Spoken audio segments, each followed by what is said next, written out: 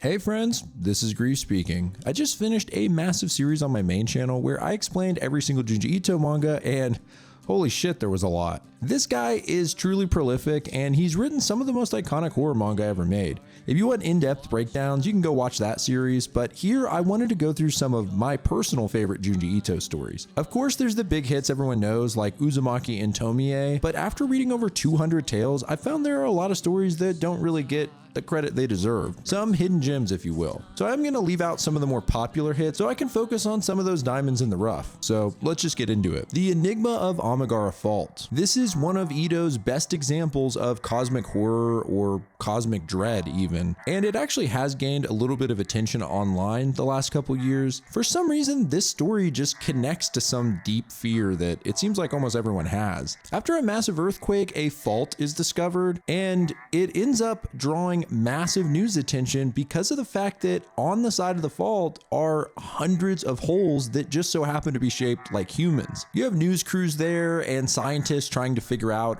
where these holes came from and how it could be possible that they were even made because of how deep they go. Of course, you have average people who are watching this on the news that all end up being drawn into the area because of some deep impulse. The mystery itself is intriguing, but it really takes it to the next level when people start finding that there are some holes that seem to be shaped perfectly like them, and only their body can fit into it. And what's even weirder is they start compulsively putting themselves into the holes. So you have this first part that is just strange cosmic horror. Why are there these human-shaped holes? And then you get just straight claustrophobia, where you have the people who go into the holes, they can't move at all. And for some reason, they just start moving further and further into the hole. It's honestly one of the few times reading Junji Ito manga where I actually felt like a heavy anxiety reading it, because I just couldn't help but imagine myself in the same situation. So the Enigma of Amigara Fault, that's a great one to check out, especially if you are claustrophobic, because it will scare the shit out of you. Hanging Balloons. This is another one that is somewhat well known just because the images from it are so bizarre.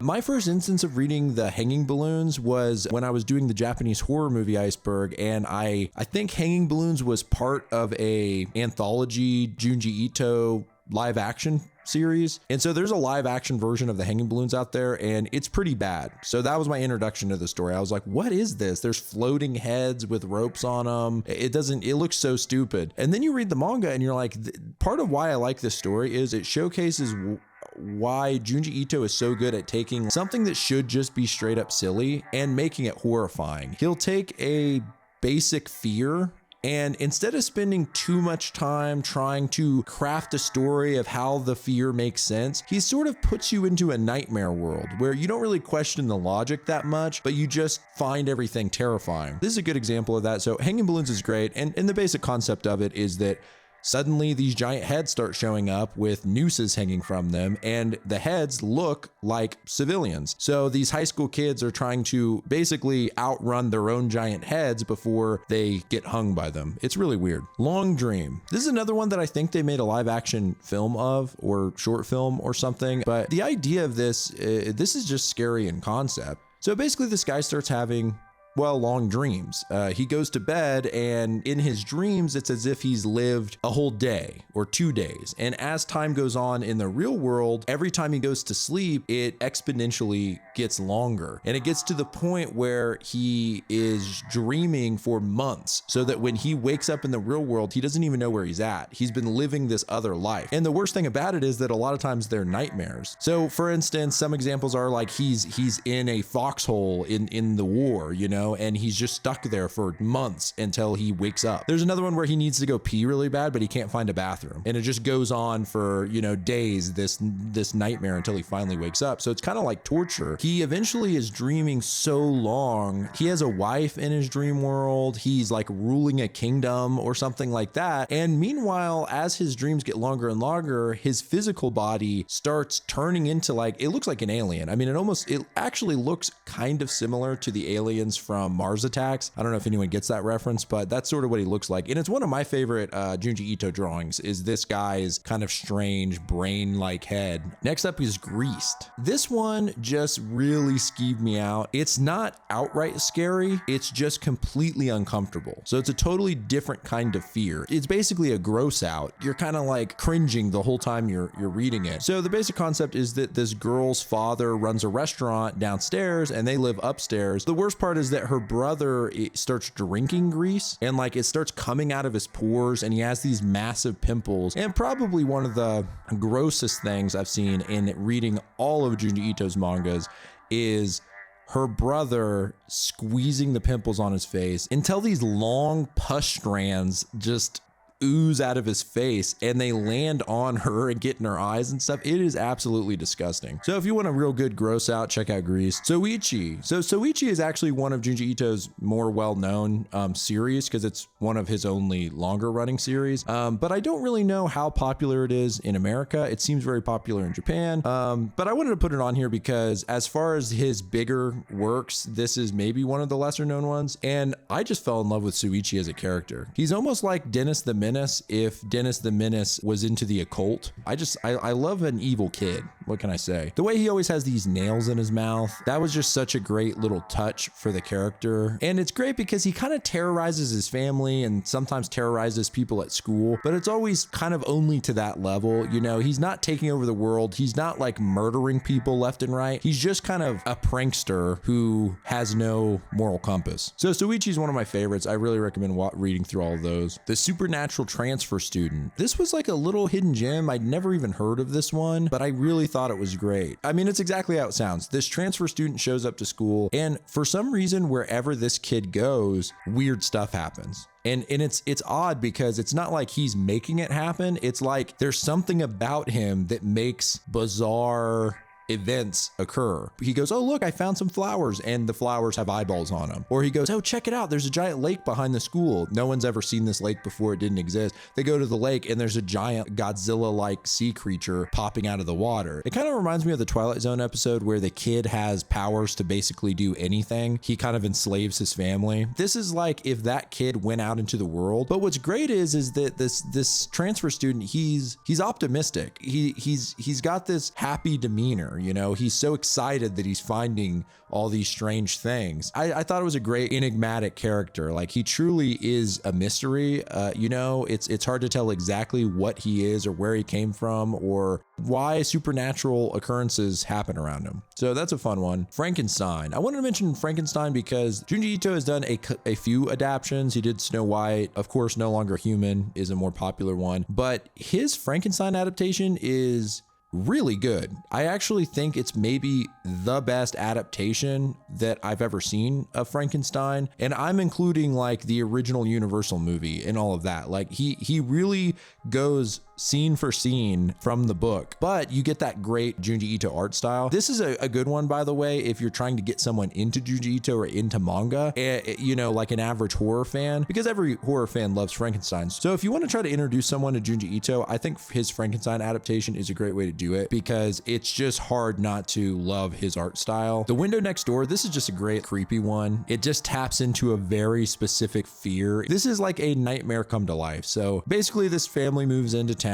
and they're introducing themselves to their neighbors, and one of their neighbors is this old lady. She doesn't answer the door. She, you know, no one's ever seen her leave the place, but they just know that there's some old woman who is like a hermit who lives in the house next door. So the teenage son starts hearing like a tapping outside of his window. He looks next door and sees just the most hideous, creepy old woman you've ever seen in your life. She almost looks like a goblin or something, and she just keeps asking him to come over. She wants to see him. And then the creepiest thing, I mean, it gives you a shiver down your spine, is she talks about how she wants to climb across and go to his room. And she starts actually doing it. She starts crawling out of her house and starts trying to get into his window. And it escalates from there.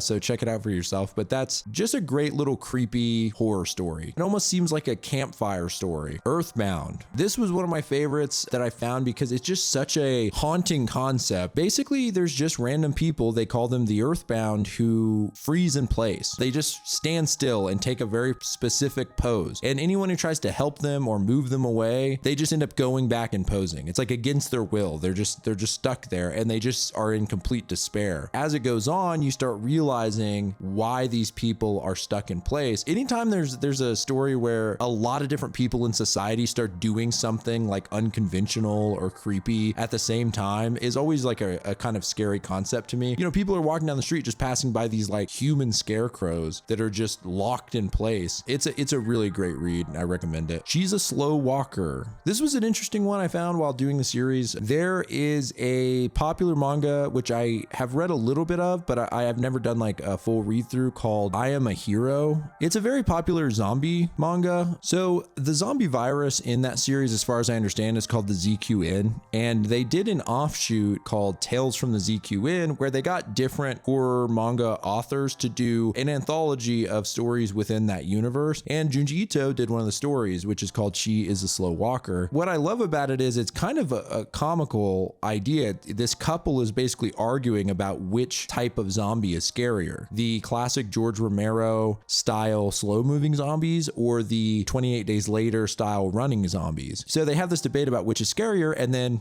of course at that moment the zombie apocalypse breaks out, and what happens is his girlfriend turns into a zombie, and she happens to be a slow moving zombie, but really slow. She moves in like super slow motion. So he's stuck in his apartment. He doesn't really have to worry about her immediately eating him because he can just move to the other side of the room and he's good for a few hours before she would even get close to him because she's moving so slow. But of course, as this goes on for weeks, he kind of eventually caves in and realizes actually this is way worse than a fast moving zombie. You know, if he falls asleep too long and wakes up, all of a sudden she's right there about to take a bite out of his head. It's just a great concept of showing like, yeah, there is something terrifying about your inevitable death slowly moving toward you. So that was an interesting one. And I think Junji Ito said that he was on the side of slow moving zombies and that he's actually come to embrace the fast moving zombies in media, but he wanted to make this as an example of like, hey, you know, the slowness of it does have an aspect of terror. So the last one I'll mention on here is Blackbird. I thought this one was a great time travel horror, but in a totally unconventional way. Essentially, this man's hiking. He finds a dude on the verge of death and helps him to the hospital. Basically, this guy has this strange story where this giant like bird woman creature started feeding him meat to keep him alive. And in the hospital, even though he's totally okay, in the middle of the night, the woman starts coming into the hospital and trying to feed him more. And the weird thing is, it almost seems like it's human meat that she's feeding him, including an eyeball. Basically, you find out that this creature can time travel, and what's happening is she's actually taking bites out of the future version of the guy and bringing them back to the past to feed to himself. She almost seems like she should be an SCP or something. It's just, there's something about that like unique idea. But yeah, the idea that you should have died, but you survived, the only way you are surviving is that you are being kept alive by eating yourself from the future. It doesn't really make that much sense, but it's terrifying. So yeah, I had a really hard time making a list of some of my favorites, but I just wanted to point out some of the ones that I just don't hear talked about quite as much, especially if you are just getting into Junji Ito. I think these are great stories to check out. So yeah, I don't know exactly where this second channel will go. I'm kind of planning on maybe doing a video a week or something like that. And you know, it's just for fun for now. I'm going to try to just talk about things that I find interesting. Since I just did the Junji Ito series, I thought it was fitting to kind of go through some of my favorites. Yeah, it's a work in progress, but thanks to anyone who is watching this. There might be no one watching this. It's a brand new channel, but appreciate you guys. This is Grief speaking.